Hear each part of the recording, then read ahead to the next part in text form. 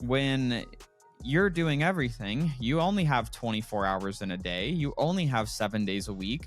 So there's always going to be a cap. There's going to be a lid on how big your company is going to be able to grow. Because at some point, if you don't have other humans helping you do some of these things, you only have so many hours in a day to do the work that you need to do in your business, and you will reach a cap at some point.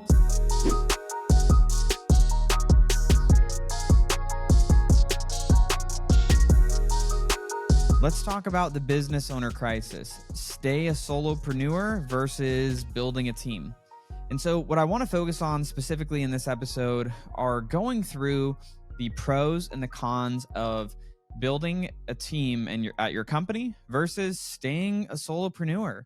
And obviously, the direction that I went, which is building a team. It's what a lot of this podcast is about, is being able to build a business beyond yourself. And so while that is the goal that I always wanted to build, it may not always be the right fit for everybody. So I want to talk about it. And then really the reason I want to go through some of the pros and cons is because not everyone knows what this is going to look like, and I think it's important to know what you're getting yourself into. And so taking this from somebody that, I was a solopreneur at one point where I was doing all of the things within my first business.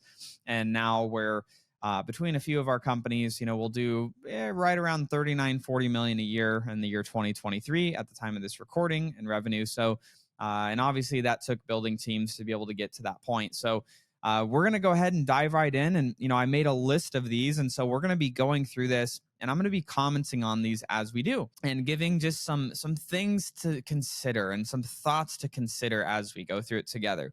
So when we're talking about staying a solopreneur, this is you are doing all of the things in your business. I made a list of what I think are actually some of the pros to doing this. I would say the first thing that came to mind of a pro of not building a team would be there's no employee headaches.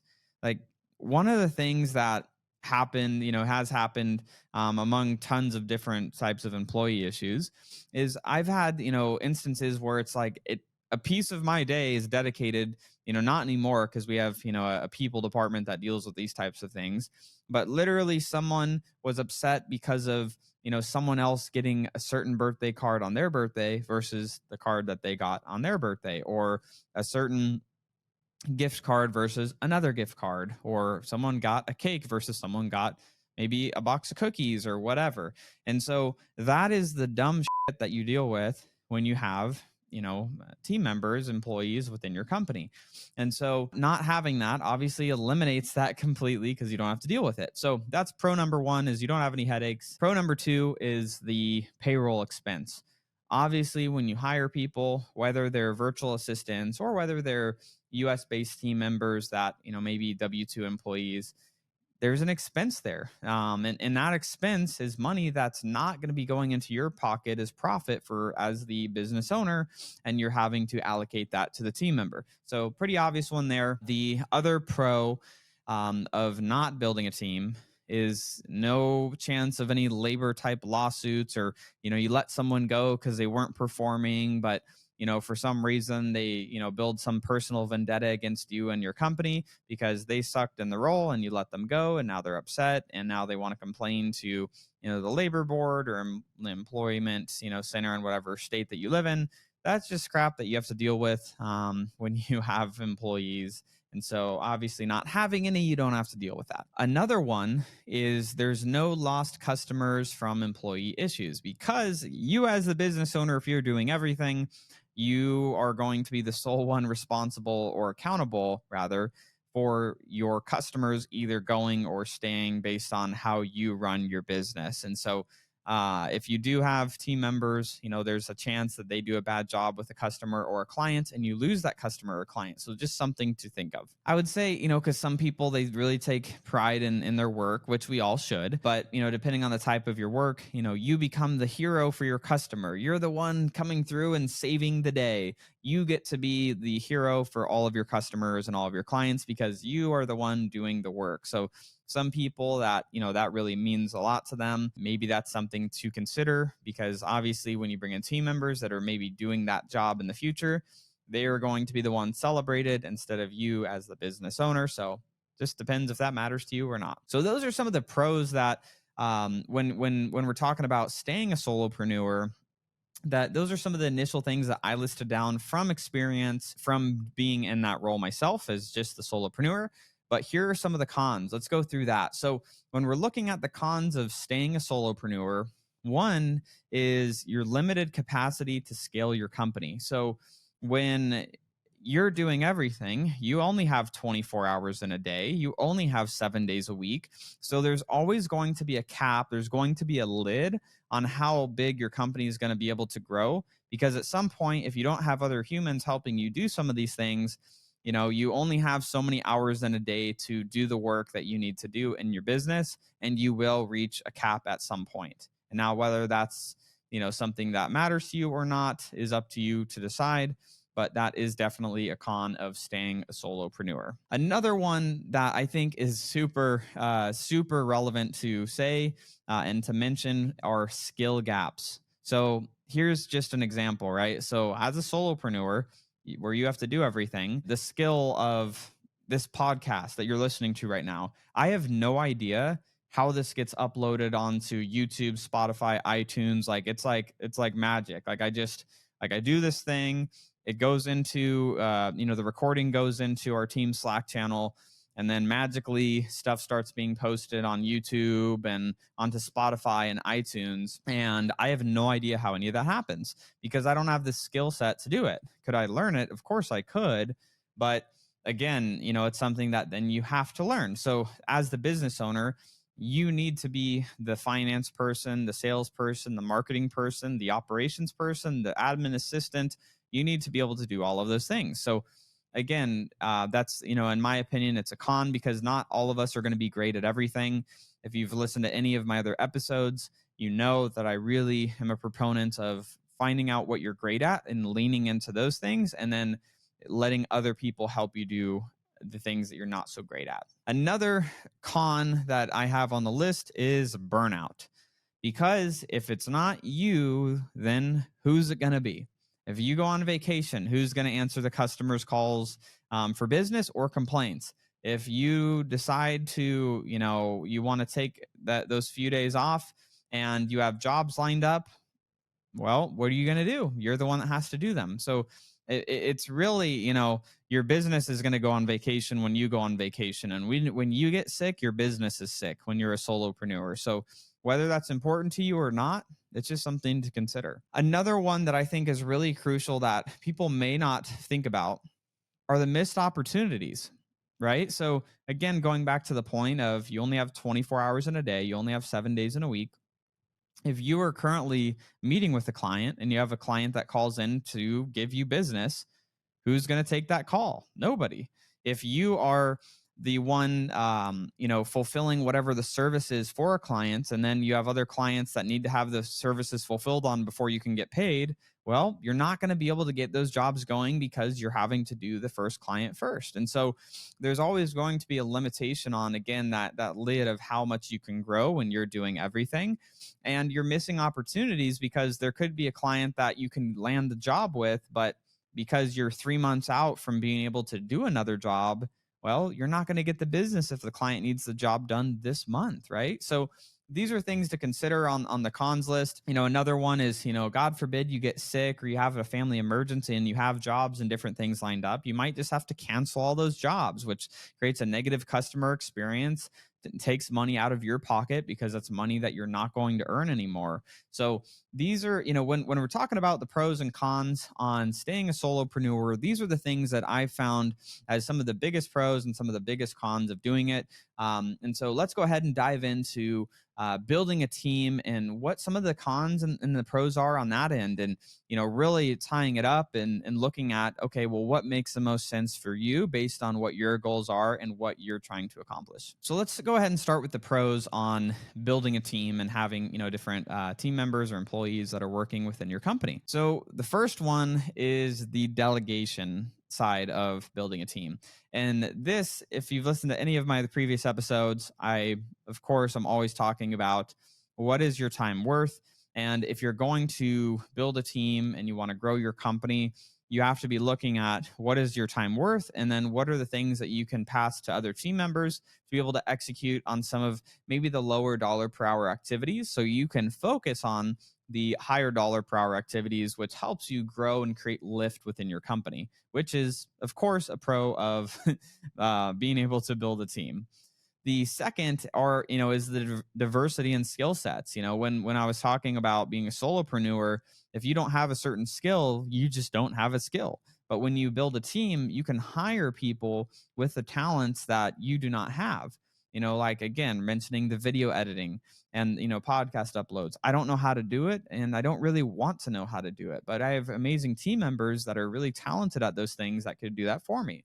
Another area is finance. I'm okay at finance. I like to think that, I have a good grasp of financial understanding, but I also, have an amazing CFO that, has a doctorate of finance and, has a CPA accreditation and all of these things, and has so many years of experience that I just don't have. I can't forecast revenues and numbers and in the way that he can, and put them in, I can't put that in front of me and be able to make decisions on my own there. So I'm able to lean on his expertise. And so that, when you're able to lean on the expertise of other people that have multiple years of experience, it helps expedite your company's growth, because you're not having to go through that learning curve of maybe having to spend 3, 4, 5 years learning finance. You could just hire someone that has that many years of experience in that area that your company needs it in. And so I'm an amazing pro to having a team is vacations.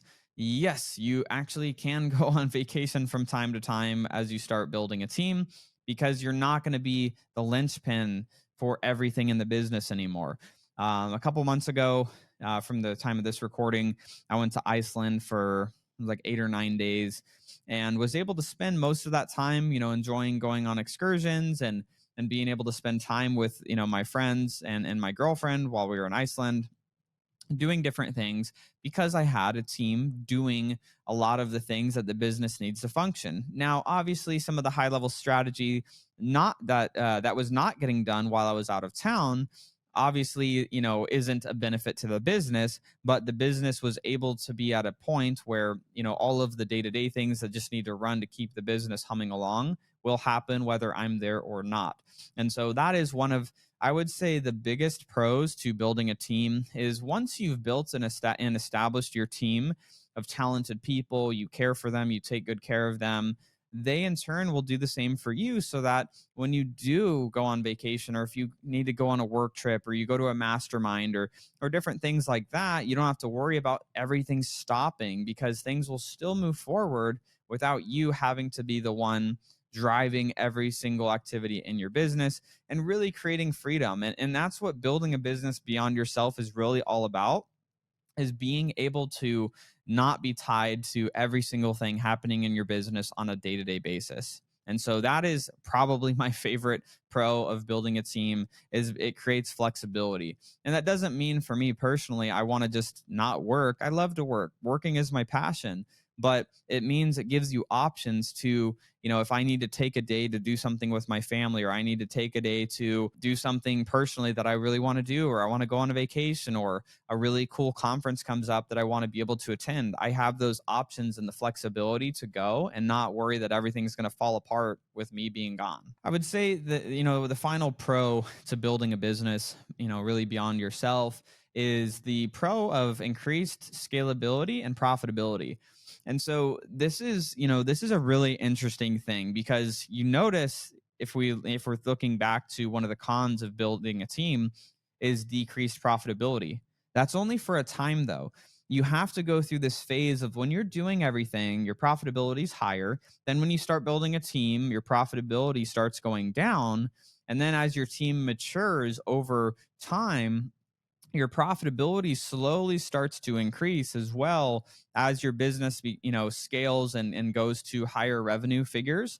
And so that, it's like a teeter totter. It's a very delicate balance of, as soon as you start building that team, your profitability always will drop. And then as the team matures, it will be able to go up, as long as obviously you're managing the business right, you're getting in new business, and all of those things. But that is, obviously, a big pro, is you do become more profitable once you get bigger. But it's really this phase of, okay, you either stay solopreneur and you have high, like profit margins, like as a solopreneur where you do everything, could be 50 to 70% because you're doing everything. And so that is something to consider, because you may be bringing in, let's just say you're bringing in $100,000 a year in revenue in your company and you're a solopreneur. If you're doing everything, you could achieve $50,000 to $70,000 a year in profit. And maybe that's exciting to you, maybe it's not. Versus, you start hiring people and you go from 100,000 a year to 200,000 a year, but now you got salaries and some of these other things that are, plugged in, and that same now you're doing 200,000 a year, but now with some team members, maybe you're only still doing 50 to 70,000 a year in profit. Well, it's because you built some team member, you got a few team members in the organization. But those same few team members over the next couple of years, let's say you go to 500,000 a year or 750,000 a year, and those same team members that were there when it got to 200,000 a year are still there. And now your profitability, it could get to, 200,000, 250,000, 300,000 a year in profit, even though you have just still those same team members, because your business starts to mature and scale as you get those right people in the right seats and you get them productive and efficient. And so again, it's pulling levers. Business is always, levers to pull. And that's the lever of hiring new team members, decreasing profitability for a time, and then seeing the scale as you go. So it's a really cool part of the business where you can eventually achieve higher profitability. But again, it is part of the business where, for a time it will decrease. But it is a pro, in my opinion, that you should really, look at moving in this direction if you do want to make more money and you're a solopreneur and you're capped. Obviously, this is going to be the path for you. But let's talk about some of the cons. When we're looking at some of the cons on building a team, one of them is the management complexity and really kind of your communication style of in how certain team members need to be communicated with, and how you need to manage and lead people becomes more complex because it's not you leading yourself. Now you have these people that you got to give direction to and help coach them up and mentor them so that they can be better and do a better job at the role that they're doing. Another big con is the onboarding and training process. You hire someone today, it may take them, depending on the role, 4 to 6 weeks for them to actually be making a positive impact in your business. So you're hiring someone today and paying them to learn how to do the work in your company for a month to a month and a half before they're really making a big impact. And depending on the position, it could be a little bit sooner, it could be a little bit longer, but that it is a con. You're paying them to literally learn how to do the work that they need to do in your company, the way that your company wants it to be done. So definitely a con, in my opinion. It's challenging when sometimes you need someone today to start and make a difference, but it's going to take them weeks or over a month to actually really be making a difference. The more obvious one on the cons of building a team is the cost. You have the salaries, you have the benefits, the insurance, equipment. If they need a laptop, you need to buy them a laptop. If you're a plumber, maybe they need equipment. You need to buy a van for them to drive around to see your clients or your customers. Like, those are all things that are cons in the cost of building a team and having those team members have the tools and resources to be successful. The camera that this is, for those of you watching the video version of this, that's a cost of this business. And our team has equipment and gear for media and, these expensive computers and expensive editing software and programs that they have to do their job. And it's a cost, it's a con, but it's just part of building a team. I would say another con for some that are still really, having to break out of, and let go of things is the delegation. As you start building a team and you become less involved in some day-to-day decisions, sometimes, people make decisions that you wouldn't have made. They treat a customer in a way that maybe you wouldn't have wanted them to be treated, or they do work in a way that maybe you just don't like the way they did the work. And that's just part of delegating, is you have to sometimes let go and be okay that your team is going to make some mistakes, and you got to coach them up so they can make better decisions in the future. But those are some things that you have to consider as a con, is some things are going to, some balls are going to get dropped when you start delegating. And that's okay. It's part of the process, but it is a con. Another one is the team dynamics. Whenever you bring a bunch of humans together, there's always going to be, sometimes, I don't want to say always, but at times you're going to experience some drama. Sally's going to say something that offends Tom, or Tom's going to do something that offends Sally. And Tom likes direct communication and Sally likes expressive communication. Tom wants you to tell me exactly how it is, tell me exactly what I need to know. And Sally wants to hear the story of why it needs to be this way, and like be pumped up and excited when she's communicated with. And that's something that to me it's a con, because I'm in the boat of like, I'm data, not drama. Tell me what the numbers are, what the figures are, how do we execute on that to be more efficient. But some people don't communicate that way. They need to have this expressive communication. And so those are, I see it as a con. Maybe someone listening in, maybe you don't see that as a con, but for me it's a con, because I don't like to deal with those situations. But it's something that you have to understand as you're building a team, that it's going to be there. I would say the biggest con when it comes to building a team is the turnover. Sometimes you do everything that you can, and people quit. Sometimes you do everything you can and they take another opportunity, and it's always at the worst time. They always, whenever anyone leaves, it's always the worst time. And so that's just part of it. Part of building a business and building a team in your business is you have to account for that. And it's a con, because then, that work that they were doing now has to fall on other people's plates. It gets people overwhelmed. Maybe some of it has to fall back on your plate as the business owner. And that's just part of what it is. And it is a con, but the reverse on that is, the pro is when there's multiple people involved, there's more people that can kind of fill those gaps, versus it just, again, falling all on you. So again, we really talked through pros and cons of staying, a solopreneur versus the pros and cons of building a business beyond yourself and having a team help you do all of these things. And here's the thing, at the end of the day, you are the designer of your life, and you are the designer of your future and your business. And so you have to make the decision that makes the most sense for you. And maybe it's not building a team, or from listening to this episode, maybe it is building a team. But you have to be the one to decide what's right for your life, and how much money do you want to make, because that's going to be a big determining factor.